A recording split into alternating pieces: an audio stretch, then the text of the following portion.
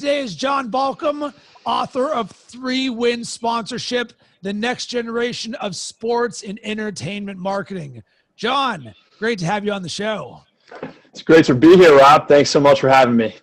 Can you give a quick overview on who you are and what you do? Sure. So as you mentioned, I'm the author of 3-Win Sponsorship, and I also am building a consulting firm called TWG. And really, I'm all about sponsorship and partnerships in the sports and entertainment industry that make a meaningful impact on society. And we're going to dive in a second about what that means. But right now, I'm working with a professional athlete to help him with his impact strategy and his sponsorship portfolio. And I'm just really fired up about both sports marketing and social entrepreneurship. So happy to dive in more about all of that.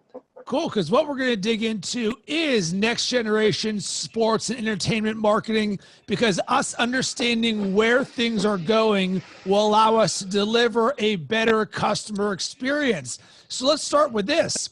Where are things going? What does next generation sports and entertainment marketing look like?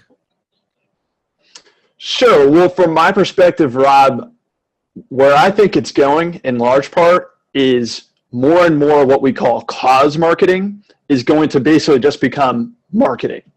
So to provide more context on that, what I mean is that I think more and more consumers are demanding that companies stand for something that's bigger than just profits and bigger than just products and services that these companies create. What consumers want and what employees want is their companies and the brands that they buy from to make a positive impact on society, to contribute to things like the racial justice movement that we're seeing this year, to contribute to things like climate action, and to making a positive impact on the environment, not a negative impact. So I think that the next generation of sports and entertainment marketing that we're already starting to see accelerate this year is all about this win-win-win mindset, right? So creating value for the brand through marketing, creating value for, athletes and or properties and or events in the sports world. But most importantly, that third win, which is creating value for society, making a positive impact on people and on the planet. That makes complete sense, and I'm bored. But I guess one challenge I see is now brands have to stand for something, and it's been very easy for us to sell a widget, and we sell widgets to people who want to purchase a widget. But now all of a sudden we have to take a stance on something, and that becomes maybe a little bit more divisive or polarizing, or it could be, as opposed to, of course, no one is going to say anything negative of, hey, welcome to our charity day as a brand, or something where we do give back. So where's the fine line between cause marketing and doing good for the world and planting your flag on a stance where all of a sudden it could become divisive? Right. That's a great point. And to me, it all comes back to authenticity and the true nature of your brand. So if you're selling, coffee cups as an example, you're not necessarily going to be taking a stand on everything. You might want to just speak about sustainable and fair trade coffee as the cause that is authentic to your brand. And that's a really bad example.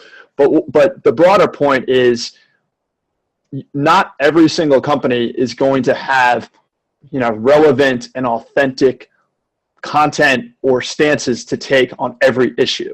So it's about picking and choosing the causes that you do plant your flag on, and not necessarily taking a stand on every single issue, right? Just because it's fashionable in the time. And you want to avoid at all costs this kind of greenwashing that you hear about a lot in marketing circles, where you're just kind of like jumping on board, but you don't really have anything to back up your stance. That's where you can get into trouble. And, you really want to avoid inauthenticity, because that will really hurt you in the modern consumer's eyes. Certainly, because we've talked about this a ton on this podcast, because the authenticity of a brand is what gets people looking forward to hearing back from you. And our mindset is we're very community driven in how we think about marketing and brand building, because you want people to feel some sort of way about what you do so that you're just not another transaction on Amazon. And you want to be able to speak the language of your tribe, because customer experience really is about what can you do to over deliver in as many different areas as possible. And I'm totally on board with you in terms of you don't need to be jumping on multiple things. I would not recommend that at all. And really, I think the answer is you start with one. Hey, what is one thing that we as a company, or we as the people who work at the company, or that our community is very important for, and you sort of build off of there. So the question I would have then is, when looking at the marketing and engagement for the brand around this, how does this integrated, or how much does it need to be integrated so that it's not just lip service, but at the same time, we are running a business, not a non-for-profit. So we're not here to just do cause marketing. Right. I think the best cause marketing comes from companies which actually have a much more structural, business model that tends towards social good. So you hear a lot about kind of stakeholder capitalism is really growing. You're seeing many more companies become certified B corporations. And what that means is that they're taking steps to structurally change their business in such a way where they're both making a profit and they're serving all of the different stakeholders that are affected by their business: employees, customers, the community, the environment. So when we're talking about marketing, not every company right now is a B Corp, obviously. That movement is growing. But you want to be integrated across your business as far as like, we believe in this and we actually are practicing it on the day-to-day to our business, in our business. So, thinking about this in the terms of sports marketing, like a good way to think about this would be, how can we kind of establish our business practices in such a way where we're living up to our values? And then who can we connect with? Who can we partner with that also demonstrates these same values? That's where athlete sponsorship can be really effective, because you can put that human face and that really influential face behind your message. So it's not just coming from your brand. People really connect with humans. They don't necessarily connect with, inanimate companies. So that's where I think the power in connecting with those athletes or other influencers in the entertainment space can be really helpful. And I love that you use the term values, because it's such a good word for me. It's a golden word, because values is not marketing. It is not trying to overly sell you. It is who you are. It is the core of what you are as a company. And once again, you want to feel part of something. You want to be like attracts like. And when you have real values, you're a real thing, as opposed to when you buy a $10 cell phone cover off of Amazon. There's no value there. It's just a transaction. And so often when we talk about customer experience and fan engagement, is to get away from the transaction to build the relationship. And values is certainly a way to do that. No question. So I'll give you an example from my own life of where I'm trying to basically apply my values to the companies that I do business with. And, banking is an everyday thing that all of us have to do, right? And a lot more thought for me goes into who I'm banking with based on the values that they demonstrate, right? So I bank with this company called Aspiration, which has committed to being as sustainable as possible, meaning they're not investing in any fossil fuel projects. They're not investing in any firearms companies. And they're demonstrating, through their products and through the values of their company, that they care about the environment. And so as a person who also cares about the environment, I feel a lot better banking with them as opposed to the kind of traditional banks. And then their marketing comes through as authentic because they've established those values up front. So a quick little shout out to them, but that's what I mean as far as kind of like they're infusing these causes and these values into their operations and their day-to-day, as well as their marketing.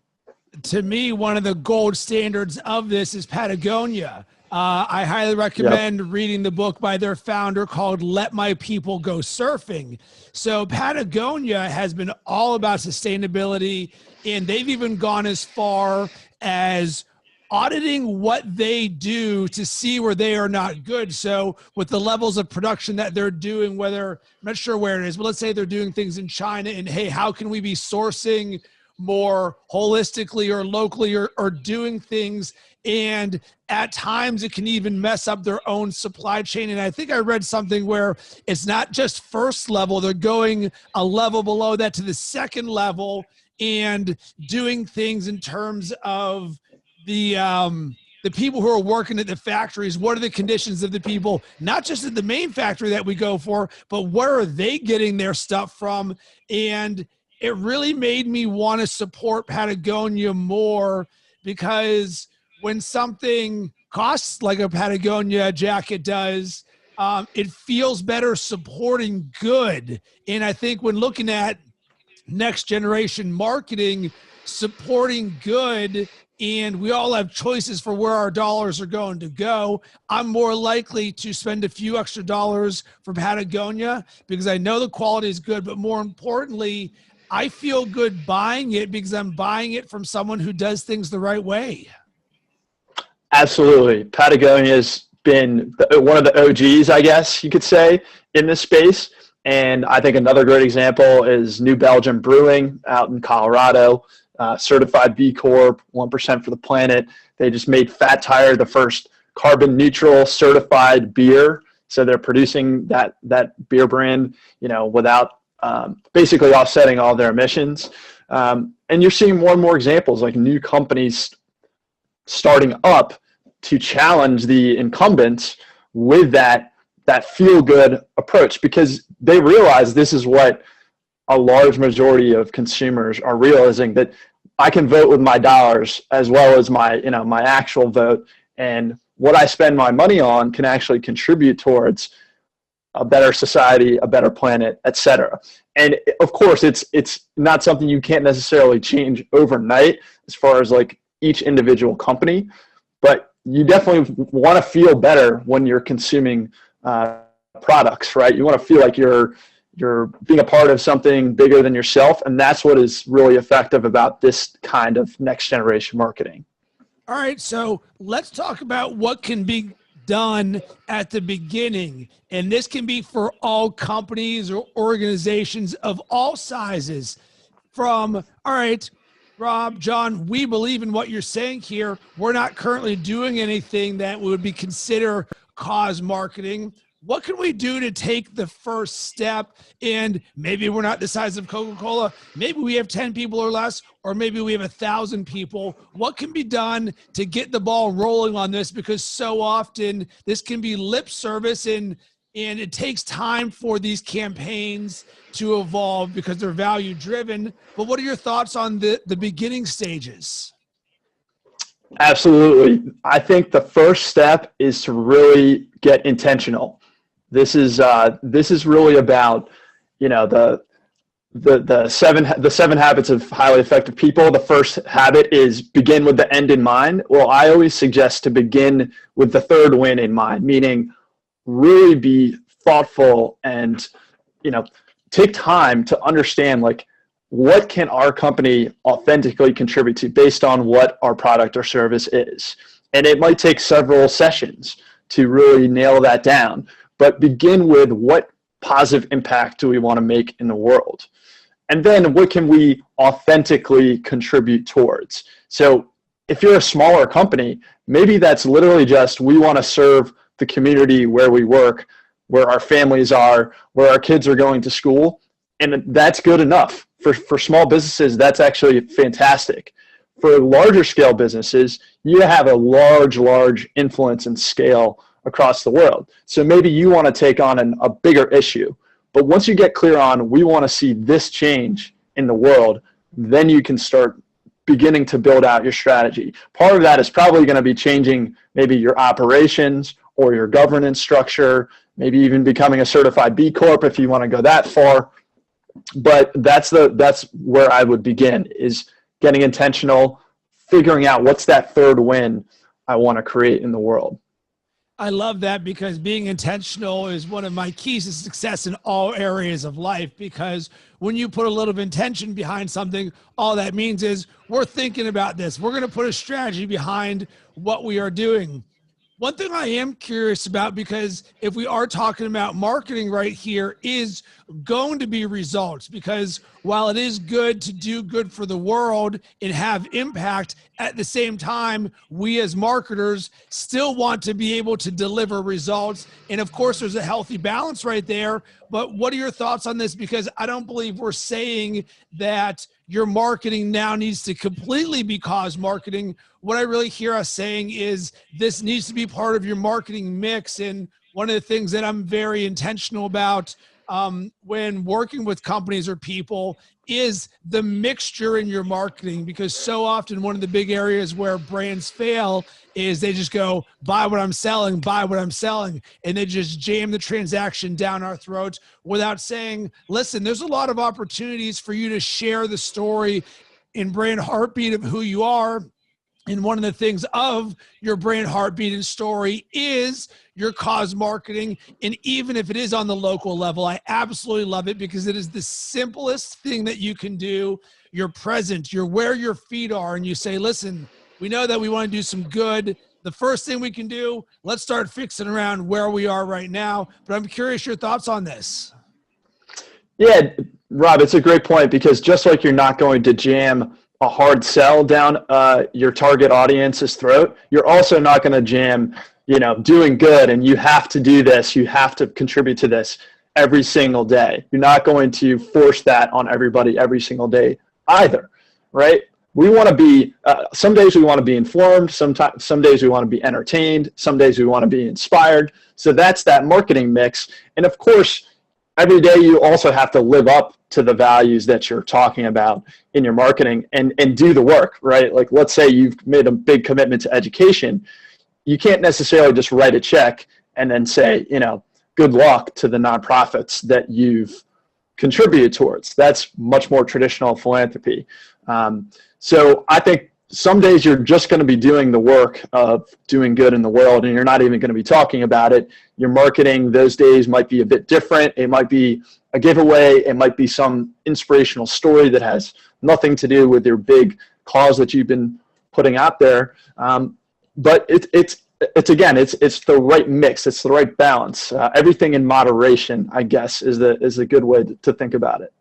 Yeah, and the next step for me would be you could then create a campaign. And creating a campaign, what this really does is it allows you to bring people together. So you say, all right, this is what our cause is. So let's say we're going to keep going local. All right, well, maybe this weekend we're going to do a neighborhood walk and clean up stuff around our streets or something like this. So you can create, like we as marketers think, create a campaign around this. And at the same time, if we're doing this neighborhood walk to clean up some trash, you know what you could do? Hey, let's invite the people who support our brand to also become part of this. So now they can start meeting the people who work at your company or are part of your organization. And now you're really intertwining the people who are a part of your community with the people who work at the company. And now all of a sudden you start building more relationships, and now more word of mouth happens. And of course, we're talking about this on the local level here, but even on a larger level, I'm very much someone who loves challenges. And while I do them oftentimes on the physical side or the mental side of things, at the same time, I sort of like if a company, let's say Patagonia, said, hey, for the next week, we are going to eat organic or eat local, something like this, where you can use your influence as a company to say, we're going to do this. Why don't you join us? And impact is something that is very simple, but it is often overlooked because impact is one thing that you can do, but people think that you need to do this big grandiose thing, when in actuality, if you just went to Whole Foods and decided to buy this organic thing instead of going and buying a cheeseburger, that is really small wins, and you rinse and repeat that. And if the organization can lead that campaign, even if it's as small as that, that's really how I, as a new consumer, would like to be able to engage with the brand. Those experiences that you mentioned, Rob, those are so important to think about and to integrate into your mix, because what you see, and I'm one of those people who are nerding out with surveys that come out and reports from different consulting companies that talk about, here's what consumers are saying about what they actually want. Well, what you see in these reports over and over again is that people want belonging. They want experiences that are meaningful to them in their life, that aren't just transactional like you would normally see from companies. So that's where things can get really powerful, is you realize that your company can get your customers, can get your employees together around a common mission that makes them feel like they're a part of something bigger than themselves. And that's where some magic really starts to happen, where you start to get that brand loyalty, that brand affinity that we all want as marketers, but you do it by coming together around causes that are important both to you as a company and to your customers. And really, that's how you earn it, or you build it. It's not something that just happens. It's the rinsing, repeating of that. Because imagine saying, hey, we're going to do this once a month, and you do that for 5 years, 10 years, 20 years. Now, all of a sudden, you can see how you can start building a tribe. And I think of all times in the world right now, you know what stands out? Doing good. We are just bombarded with so much digital noise and negativity in media out there that sometimes when a company like Patagonia may put a campaign out and say, hey, do you want to be involved with this? It's actually refreshing, because it's a way for you to get away from the rest of the world and say, listen, I'm going to be someone who contributes to the good of the world. And I believe that's what really more of the new consumers want, is we want to do good in the world, and we actually want the brands and companies we work with to do good in the world. And right now that stands out. And remember, negativity spreads 7 times faster than positivity does. I think that's a quote that I saw, or a statistic that I saw, and it makes complete sense. So by doing something good, not only are you stopping the negative cycle, because that happens 7 times faster, but now you're standing out and bringing good together, and good like attracts like. So by doing this, it's crazy how all of a sudden other parts of your marketing and company will work better, because all of a sudden you're doing good in the world. And I'm someone who's a big believer in karma, and this is something that very much can manifest itself in your marketing, in your business, in your fan engagement. 100%. And just a quick sidebar, Rob, is that positivity, that attitude. That's one of the reasons I love your show and the different content that you put out there, is you're all about that positive attitude. So really appreciate that. But back to kind of the broader point, I think that is absolutely the key, is people want that breath of fresh air. People want that break from the negativity. And if your brand can be that asset, or that kind of safe haven, if you will, where it's like, oh, it isn't all about like, what's going on in politics, or all of the bad things that are happening with the environment, or wildfires, or hurricanes, or all of that. Hey, let's actually do something to kind of chip away at this issue, right? Let's do little small actions every day to chip away at the issue. That'll help you stay sane. That'll help you keep your own spirits up. And if your brand can do that for someone, that's where some really powerful outcomes can happen, both for the world and for your company. John, really enjoyed jamming with you about this. I can certainly hear the passion in your voice, and I really like the intention behind all of this. Where can everybody connect with you? Yeah, thanks, Rob. And I am always on LinkedIn, always on Twitter. Those are probably my 2 best places. Just at John Balkam. You should be able to find me pretty easily. And I'm really excited to talk with anybody who wants to reach out about marketing, about cause marketing, and about sports, of course. And as always, I would love to hear from you about this episode. And I've got a very simple action item. So we talked about how all of us can have impact by doing one thing. So what I would like you to do is to do one random act of kindness for someone today. Make the world a better place, one thing at a time. And I don't care if that means you're picking up one piece of trash, you're buying someone a drink at Starbucks. There are so many opportunities to do random acts of kindness for other people, because guess what? When you do, not only are you making the world a better place, but you are going to make yourself feel better. And this is something that becomes contagious. You're going to have a radiating positivity from you. You can have Fan Food on Twitter at Fan Food On Demand, on Instagram at Fan Food App, or on LinkedIn. And as always, you can hit me up on all social media platforms at Rob Cressy.